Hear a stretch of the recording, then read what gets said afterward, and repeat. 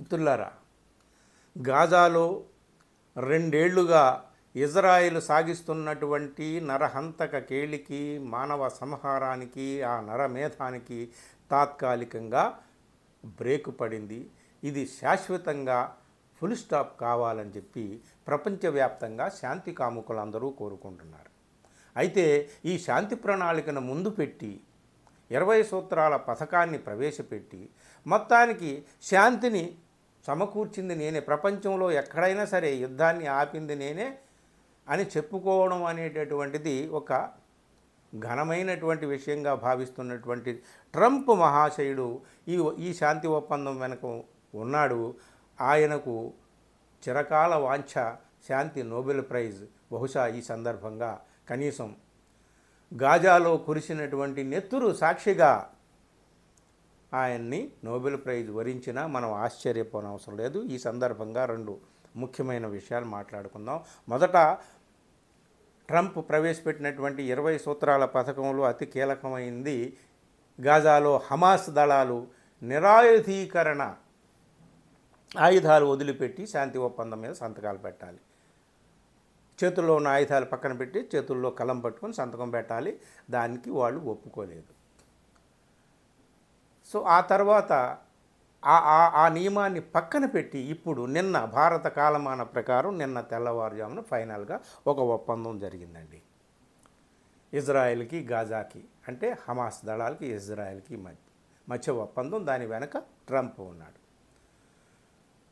So ఒప్పందం ప్రకారం ఏమిటి ఈ ఒప్పందంలో కీలకమైనటువంటి అంశాలు అవి ఈ వీడియోలో మనం చెప్పుకుందాం. ఈ వీడియోలో ఈ ఒప్పందం ఏమిటి అని చెప్పుకోవడానికి ముందు ఒక షాకింగ్ ఇన్ఫర్మేషన్ ఒకటి నేను చదివానండి. అది మీకు చెప్పాలి. అది ఏమిటంటే, కేవలం ఇజ్రాయెల్ గాజా మీద నరసంహారం సాగించడం అనేటటువంటిది కేవలం ఇజ్రాయెల్ శక్తితోనే జరగలేదు. అమెరికా వత్తాసు కూడా ఉంది అనేటటువంటిది మనకు తెలుసు.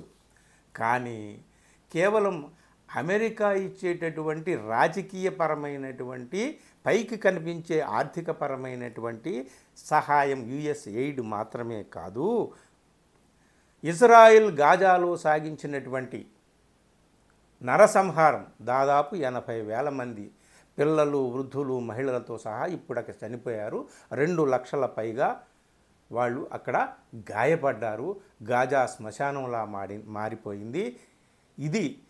ఈ మొత్తం ఈ నరహంతక కేళి వెనుక కేవలం ట్రంప్, అమెరికా మాత్రమే కాదు, దీని వెనుక 48 కార్పొరేట్ కంపెనీలు ఉన్నాయి అని United Nations Human Rights council విడుదల చేసినటువంటి ఒక రిపోర్టు ద్వారా తెలిసిందండి. ఈ విషయం మీకు చెప్పాలని ప్రస్తుతానికి నేను ఈ వీడియోలో కూర్చున్నాను. మిత్రులారా, ఇదిగో ఈమెను చూడండి. ఈమె పేరు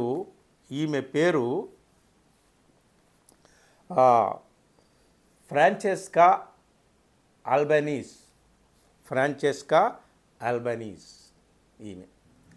ఈమె ఎవరంటే, యునైటెడ్ నేషన్స్ తరపున పాలస్తీనాలో 2022 నుంచి స్పెషల్ హ్యూమన్ రైట్స్ రిపోర్టర్గా అక్కడ నియమితురాలై ఉంది. ఆమె తయారు చేసినటువంటి ఒక నివేదిక ప్రకారం తేలింది ఏమిటంటే, కేవలం అమెరికా లేదా ఇతర దేశాల యొక్క ఆర్థిక సాయం మాత్రమే కాదు, ఆయుధ సాయం మాత్రమే కాదు, రాజకీయ సాయం మాత్రమే కాదు, 48 కంపెనీల ద్వారా ఈ నరసంహారం సాగింది. 48 కంపెనీల ద్వారా అంటే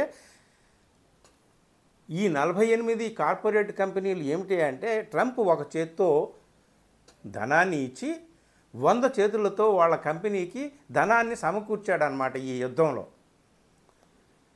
ఈ 48 కంపెనీలో ఒక గ్రూపు, 4 గ్రూపుల కింద ఆమె చేసింది. ఆ 4 గ్రూపుల్లో ఒక గ్రూప్ ఏమిటి అంటే మిలిటరీ, అలాగే ఆర్మ్స్, ఆయుధాలు సరఫరా చేసేటటువంటి కంపెనీలు. విపరీతంగా కోట్లాది కోట్ల కోట్ల డాలర్లు సంపాదించాయంట ఈ 48 కంపెనీలు ఈ 2 సంవత్సరాల కాలంలో. అందుకనే వాళ్ళకి యుద్ధం కావాలి. అమెరికాకి ఎప్పుడు కూడా ఏ సామ్రాజ్యవాద దేశానికైనా సరే యుద్ధం కావాలి. యుద్ధం లేకపోతే వాళ్ళకు బతుకు లేదు, వాళ్ళకి మెతుకు లేదు. సామ్రాజ్యవాద దేశాలు యుద్ధాన్ని పెంచి పోషిస్తూ ఉంటాయి. ఒక స్థాయికి వచ్చిన తర్వాత శాంతి కుదురుస్తూ ఉంటాయి. మళ్ళీ ఆ శాంతి ఉల్లంఘన జరుగుతుంది ఆ ఒప్పందానికి. ఇది మనకు తెలుసు. 2023లో శాంతి ఒప్పందం జరిగింది, సీజ్ ఫైర్. 2024లో సీజ్ ఫైర్ ఒప్పందం జరిగింది ఇజ్రాయెల్కి గాజాకి మధ్య. 2025 జనవరి ట్రంప్ ప్రమాణ స్వీకారానికి సరిగ్గా ముందు మరో ఒప్పందం జరిగింది. ఈ 3 ఒప్పందాలని ఉల్లంఘించింది ఎవరు? ఇజ్రాయిలే. ఇప్పుడు ఈ ఒప్పందానికి కూడా ఉల్లంఘన జరగదనే రూల్ ఏం లేదు. అయితే ఇప్పుడు ఈ ఫ్రాంచెస్కా అల్బనీసా చెప్పినటువంటి విడుదల చేసినటువంటి రిపోర్ట్లో ఈ కంపెనీల యొక్క దోపిడీ ఏ విధంగా సాగిందనే చెప్పిందండి.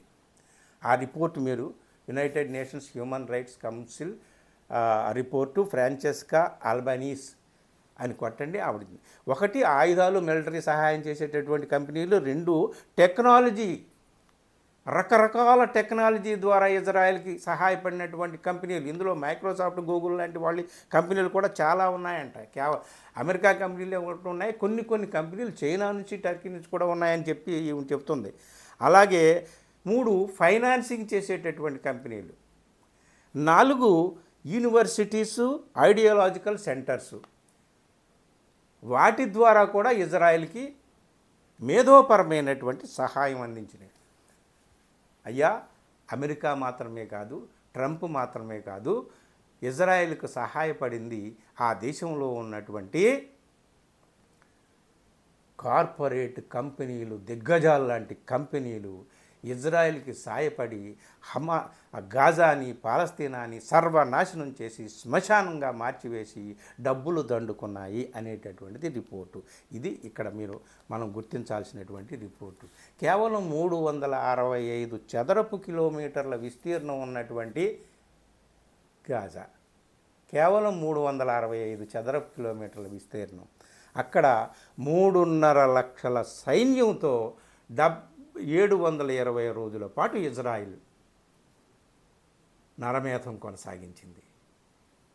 ఇంచుమించు 1 చదరపు కిలోమీటర్కి 1000 మంది సైనికులు చొప్పున అక్కడ మోహరించింది. దాడి అలా సాగింది, దుర్మార్గమైనటువంటి దాడి.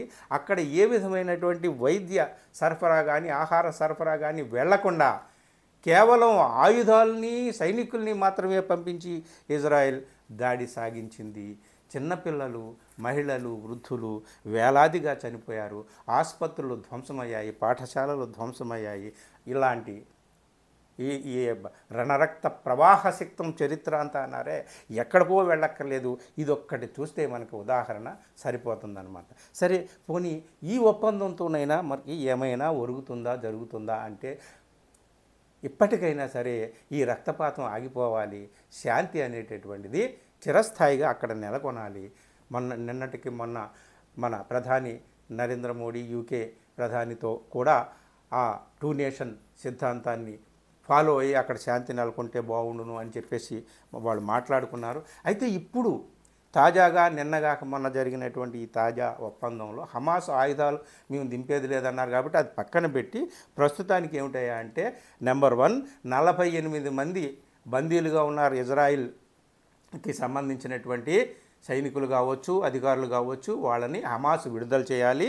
2, 250 మందికి యావజ్జీవ కారాగార శిక్ష వేశారు. పాలస్తీనాకు చెందినటువంటి ఖైదీలు అక్కడ ఉన్నారు, వాళ్ళతో సహా 2000 మంది పాలస్తీనా ఖైదీలు ఉన్నారు, వాళ్ళని ఇజ్రాయెల్ విడిచిపెట్టేయాలి. అలాగే తక్షణం గాజాకు మానవతా సాయం అంటే మందులు, ఆహారం, వైద్యపరమైనటువంటి, ఆర్థికపరమైనటువంటి సహాయం హ్యుమానిటేరియన్ గ్రౌండ్స్తో చెయ్యాలి. అలాగే ఇజ్రాయెల్ తక్షణం తన సైన్యాన్ని అంచెలంచెలుగా ఉపసంహరించుకోవాలి గాజా నుంచి ఇమీడియట్గా అని చెప్పి. ఇది అండి ఈ ఒప్పందానికి కట్టుబడి ఇజ్రాయెల్ ఉంటుందా ఉండదా? హమాస్ ఏ రెండు సంవత్సరాల క్రితం హమాస్ దాడి చేయడానికి వెనక ఉన్నటువంటి రక్తపాతం, ఇజ్రాయెల్ సాగించినటువంటి రక్తపాతం ఏమిటి, ఏ రక్తపాతానికి జవాబుగా హమాస్ దాడి చేయాల్సి వచ్చింది, ఇదంతా చరిత్రలోకి వెళ్లకుండా కనీసం ఇప్పుడైనా సరే ఈ శాంతి ఒప్పందానికైనా ఇజ్రాయెల్ కట్టుబడి ఉంటుందని మనం ఆలోచిద్దాం. ఇక్కడ ఒక కొసమెరుపుగా ఒక పాయింట్ ఏమిటి అంటే, ట్రంప్ తాత్కాలికంగా కుదిర్చిన ఈ ఒప్పందాన్ని ఆయనే చల్లాచెదురు చేసేటటువంటి అవకాశం కూడా ఉంది. ఆయన అల్లుడికి గాజాను ఒక అమ్యూజ్మెంట్ పార్కుగా, ఒక గిఫ్ట్గా ఇద్దామని చెప్పి ఆయన కలలు కంటున్నాడని చెప్పేసి ఒక వార్త కూడా మనకు ఉంది. పెద్ద అమెరికాలో అతిపెద్ద రియల్ ఎస్టేటర్ ఆయన అల్లుడు. ఆయన అదే అల్లుడిని ఈ శాంతి ఒప్పంద చర్చల్లో కూడా ఆయన ఇంక్లూడ్ చేశాడట ట్రంప్ గారు. చూడండి ఇక ముందు ఎలా ఉంటుందో.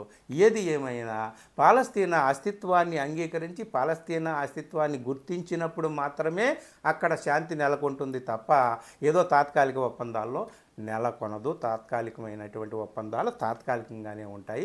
ఈ విషయంలో ఇజ్రాయెల్ కానీ, అటు అరబ్ దేశాలు కానీ, మధ్యవర్తిత్వం వహించినటువంటి అరబ్ దేశాలు ఉన్న ఈజిప్టు, టర్కీ, ఖతార్ ఇట్లాంటివి మధ్యవర్తిత్వం వహించిన ఇవన్నీ కూడా అందరినీ కూడా ఒప్పించి ఈ 2 నేషన్స్ ఆ థియరీకి అందరూ కూడా కట్టుబడి ఆ పాలస్తీనాలో శాంతిని చిరకాలం నెలకొనేలాగా చేస్తే అందరం సంతోషిస్తాం.